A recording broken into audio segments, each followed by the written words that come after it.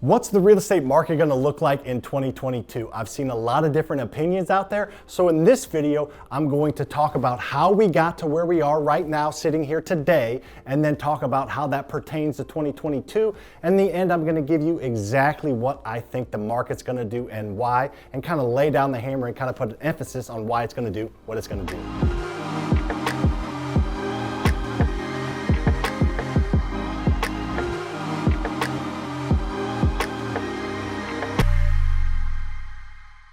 I've also seen a ton of clickbaity thumbnails on YouTube videos with a house upside down or burning or an arrow pointing down saying that the sky is falling. This is the next big bubble to burst. Are we going to use a thumbnail like that for this video? Maybe. I haven't made it yet. We'll see. And then there's legitimate publications out there like Fannie Mae that's predicting a 7.4% increase, which is way higher than a usual 3 or 4% increase in house values. And then I even read a Forbes article that said they're predicting 15 to 20% increase in house values. So everything's all over the map. Let me simplify everything, go over some simple terms so we're on the same page. Then I'm going to go over the past 12 to 18 months quickly and show you why we're where we are. And then I'm going to talk about how that's going to affect 2022 and where we're going to land by the end of the year. Make sure to hit that like button if you haven't. I'd appreciate it. And I specifically wore a vest today so I could roll up my sleeves and dig into this content for you. This is going to be a good video. There's a few simple terms that I want us to be on the same page on. The first is supply. Supply as pertains to the real estate market just means how many houses are available on the market to be purchased. The second is demand. How many people out there are wanting to buy a house? The third is appreciation, which is how much your house goes up in value, whether you improve it or not, how much it goes up in value. The fourth is mortgage rate, which is simply a percentage that a bank charges you to lend you money to buy a house. And the last is equity. Equity is the difference between what you owe on a property versus what it's worth. So if you owe $100,000 on a property and it's worth $150,000, you have $50,000 equity. All right, let's get this ball rolling with why 2021 was so hot. Let's go over the 4 reasons and then we'll roll that into 2022. The number 1 reason by far, not even close, is supply is so low. There are simply not enough houses out there for people that are looking to buy the houses. Let's take real estate out of it. If there's 100 of these books out there and 10,000 people want this book, meaning the supply is low and the demand is high, there's a certain percentage of those people that are going to spend a lot of money. It might be 5%, it might be 1%, it might be 10%, but there's a certain percentage of those people that are going to spend a lot of money on this book. However, if there's 100 of these books out there and there's 5 people that want it, why would the price of this book go up? It wouldn't. It would go down because there's way more of these out there than people looking. The same thing has happened with real estate over the past 12 to 18 months. Forbes mentioned in an article that in the summer of 2021, there was 1.38 million houses available to be bought across the United States, which is insane because there's over 150 million houses in the US. So to think that small percentage of houses were actually available to be bought. And of those 1.38 million houses, there were some that was way overpriced, some that were probably underpriced, some that weren't ready to be moved in because they needed work. So if you were looking simply for an affordable house to move into that was ready to live in, that number was even less. So there's just not enough houses out there. Also, it's been a pretty crazy last 12 to 18 months with new things coming up and things changing. So a lot of people have just decided to stay put. I'm gonna wait till all this stuff clears out before I move. So that has limited supply, meaning people that would usually put their house on the market just simply aren't right now. Finally, supply chain issues. Everything from toothbrushes to phones to cars to houses are affected by the supply chain not being able to keep up. So how do you fix a supply of house shortage? You build more houses. There's not enough materials out there to build houses fast enough. The number 2 reason why it's been a pretty darn crazy the last 12 to 18 months is because the demand is high-ish. I don't think the demand is at an all-time high. Supply definitely is an all-time low. I'd say demand is like kind of high, like high-ish, not like Wiz Khalifa high or Snoop Dogg high. Get it? It's pretty high though. There are still people that need to move because their families are expanding or because they want to downsize or because they have to relocate for another job or they just want to relocate. So demand is still there. Number 3, and a pretty important one, is interest rates are so freaking low right now, it's not even funny. Just think about it. If you can spend $2,000 a month on a house, but a smaller percentage of that is interest, you can afford more of a house. People don't buy houses based on the price. They buy houses based on how much monthly payment they can afford. So if that $2,000 payment that you and I can afford, if 500 of that a month is for interest, that means you can afford $1,500 besides the interest. But if that interest lowers and it's only $200 a month in interest, that's $1,800 you can spend, meaning you can buy a bigger house or a more expensive house because you have extra money to spend. And the last reason, number 4, to why we got where we are is government involvement. Over the past 12 to 18 months, the government has sent out several stimulus checks. They've boosted the economy with business loans, and they've given people money directly into their bank account. So just having that extra money kind of gets people in a positive mindset, and they're not afraid to go spend money on things or go buy a house. And also, inflation is at an all-time high since the 1980s, specifically 1982. So in the past 40 years, inflation has never been higher. And the government obviously has some say, or a lot of say, in inflation. So the simple fact is house prices are going up because inflation and appreciation, remember I talked about that earlier, are tied together. Inflation is going up and house prices are tied directly to inflation, so they're going up and the government affects inflation. All right, so we're all square for 2021 and where we are right now at the beginning of 2022. Let's talk about how those 4 factors are going to change, if they're going to change, how much they're going to change in 2022, and how that looks to the market and what the market's going to do this year. In case you didn't know, we buy over 250 houses a year, and I have a $26 million rental portfolio, and I'm connected with all the top investors around the country, and I pay to be in a subscription service that gives specific data about the housing market. So I feel like I know a lot about the housing market, and I have a pretty good idea of what's going to happen. I have a pretty good pulse on it, probably even more than some of the people that talk about it on YouTube. So I feel like I have a lot of information that I can share, and let's dig into that so I can tell you with data and with what I hear and see what the market's going to do. Or the first reason I talked about earlier was supply. So what's supply going to look like in 2022? I think that it's probably going to increase, which if you're paying attention might have an effect on prices. So if there's more houses on the market, there will be more supply, so house prices might go down a little bit, but let's dig into that a little bit more. With everything kind of easing and people getting a little more comfortable with the new normal, more people are going to be wanting to move, therefore putting their house on the market. Foreclosures and evictions are going up now that they're able to be done, so that's going to throw a few more houses on the market. And hopefully the log jam of supply will kind of get opened up and we will be able to build more houses. Those 4 reasons are kind of why I think supply is going to increase a little bit in 2022. However, Realtor.com said that 85% of baby boomers said they are not looking to sell their house in 2022, meaning only 15% of that large population, I believe it's the largest population in the country, or millennials and baby boomers are close, so they have a big say in the housing market, and more baby boomers own houses than millennials own houses, so it's a huge part of the housing market. And 85% of them said they're not looking to sell their house this year, so they're not going to really add to the supply.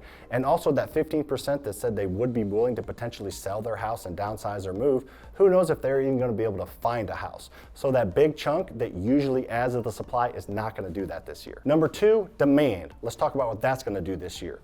Supply and demand have a ratio, so if supply goes up and demand goes down, the prices will fall.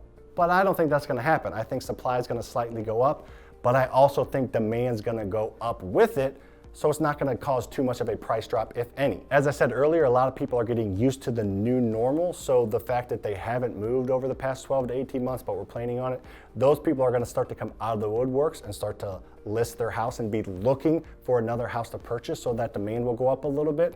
And I also think that some people that moved out of the city because they didn't know how this is all going to pan out are going to move back into the city, so there's going to be more demand.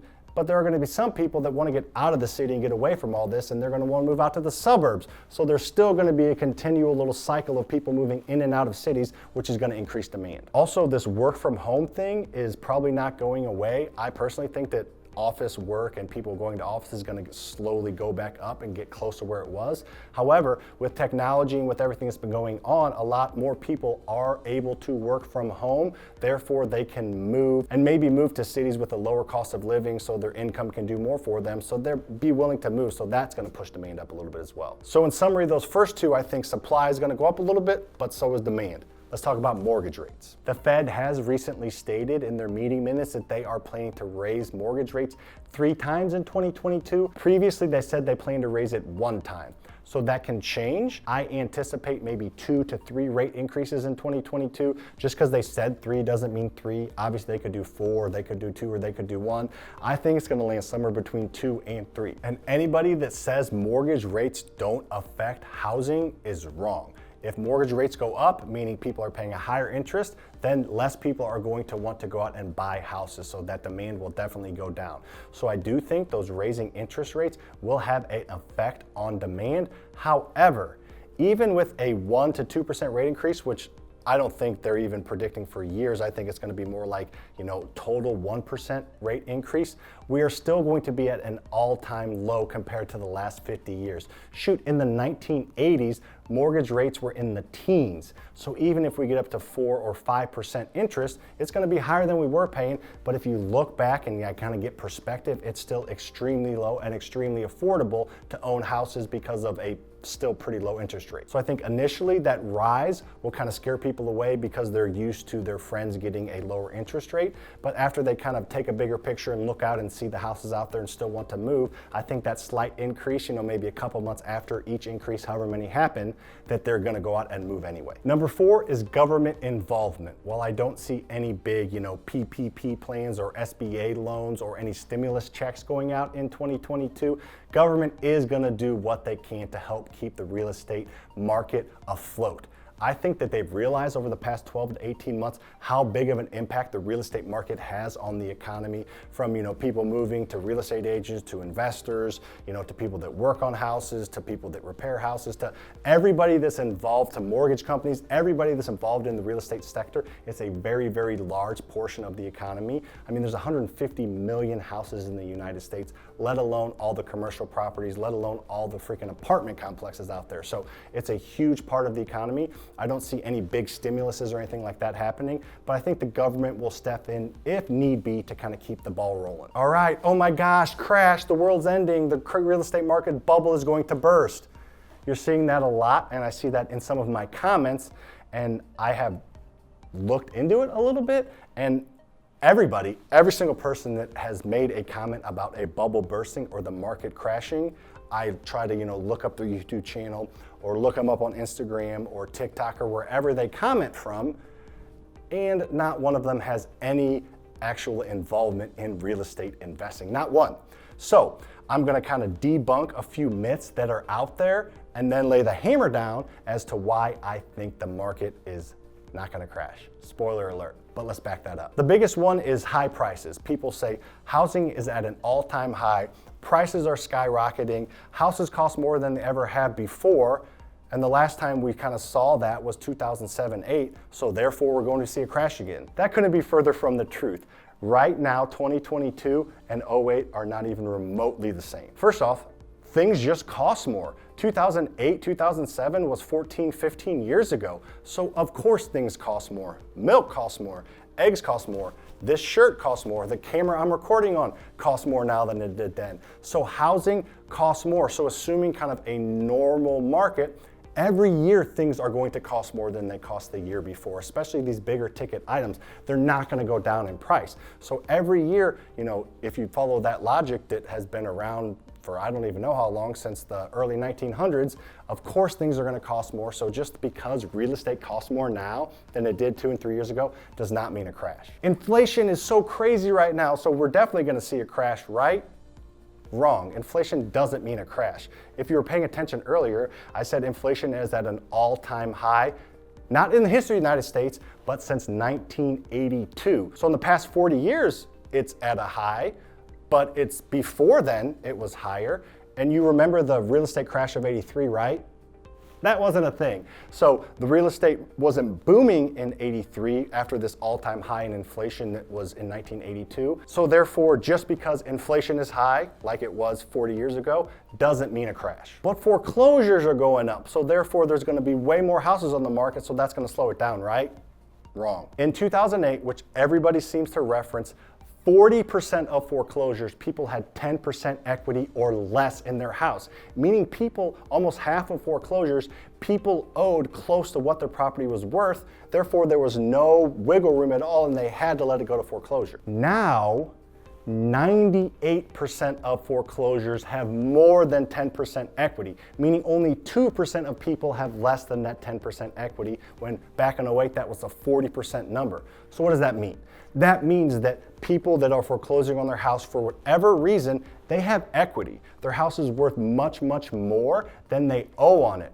That just gives them flexibility to sell to an investor or sell to somebody and not have to go into foreclosure, so it won't really hit the market, or they can refinance and pull out some of that equity to make payments. It just gives people a lot of options. Realty Track noted that a majority of these foreclosures started before all this craziness, so in like 2018, 19, and early 2020, and foreclosures weren't allowed there for, what it was, that 12, 14 months. So a lot of these foreclosures were started a few years ago and there was no foreclosure. So we kind of went from no foreclosures to a bump up in foreclosures. So yes, that will add a little bit of houses to the supply, but the housing market in general can have way more foreclosures than's going to be out this year. A normal housing market and a normal amount of foreclosures is probably not even going to be hit, but it'll start to trend towards that. So it's not going to be like this huge supply of 20 million houses hitting the supply. That's not happening. I just talked about the equity people have in their houses that are getting foreclosed on.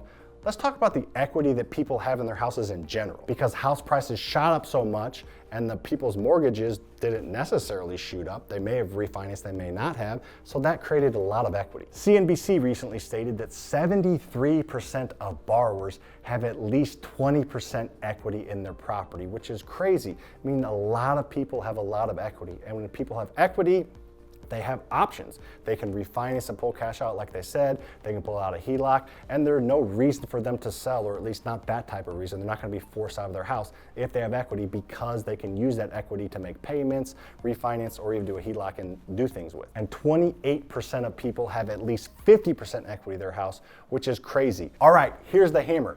Blackstone is an equity fund out there. Look at their website, it's awesome. They recently bought 17,000 houses for $6 billion, meaning this huge equity fund that has billions of dollars to spend did a ton of research and is way smarter than me, probably smarter than you, but definitely smarter than me, spent millions of dollars on research and studies and evaluations, and they are willing to put billions of dollars on the line that the market's not gonna crash. They would not have spent $6 billion on houses a few months ago if the housing market was gonna crash, in their opinion, and I trust smart people with money's opinions. So that is a huge factor to me personally, that the housing market is not going to crash in 2022.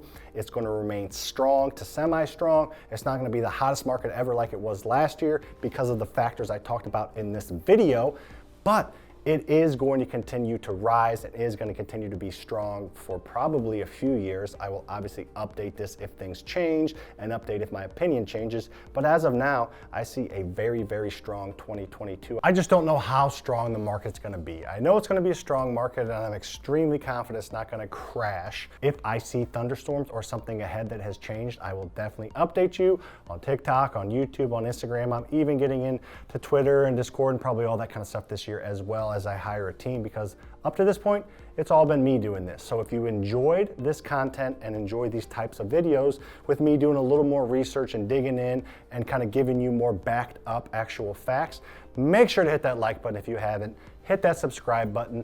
Also hit that notification bell so you get notified when new videos come out. I'm gonna start to do a little bit more content here on YouTube, as well as go live more. So if you wanna be in the loop with me as things change and as I see the market shifting, subscribe, hit that notification bell. See you on the next one. I don't know that there's a statistic out there. I don't know that there's a statistic. I don't know that there's a statistic. I don't know that there is a statistic. I don't know that there